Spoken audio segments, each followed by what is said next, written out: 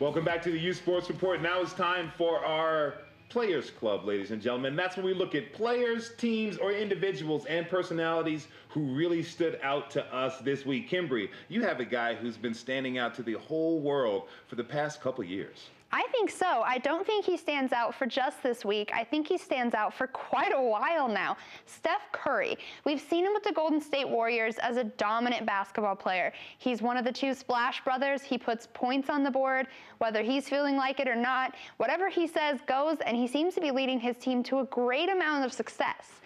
But the reason I picked him as my player of the week, in their game against the Dallas Mavericks, they faced off against their very own David Lee.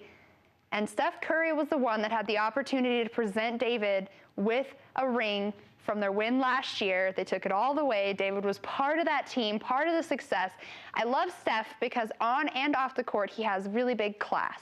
He's a great guy, a stand-up player, and a really big teammate. He's really about the team and not individual success. While he does have plenty of it, he seems to be very humble in what he does. He is the first to give credit to his teammates, the coaching staff, the organization, and the fans for all the success that he's had. It's really a wonder to see him develop into such a beacon for the league. And as the new face of the league, I don't think the NBA could be in any better shape.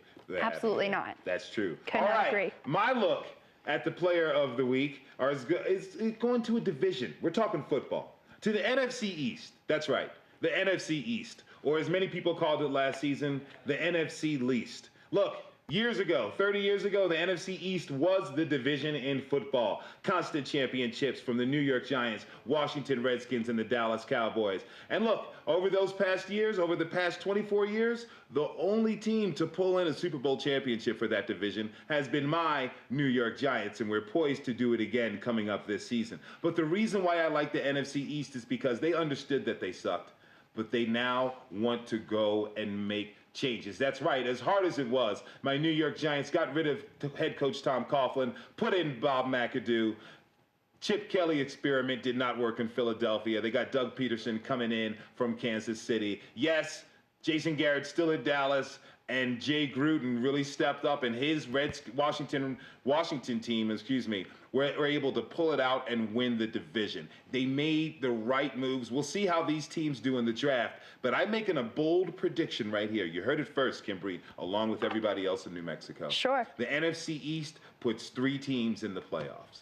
3 teams, that's right, in the playoffs. The New York Giants, the Dallas Cowboys, and the Washington team. The Eagles, I'm sorry, kind of like Tyler said, you're going to have to really love having Villanova hoist a trophy for you, because that's about as close as you're going to get to a championship in the next few years. I just think the Eagles have too many holes to fill. Dallas has got Tony Romo coming back.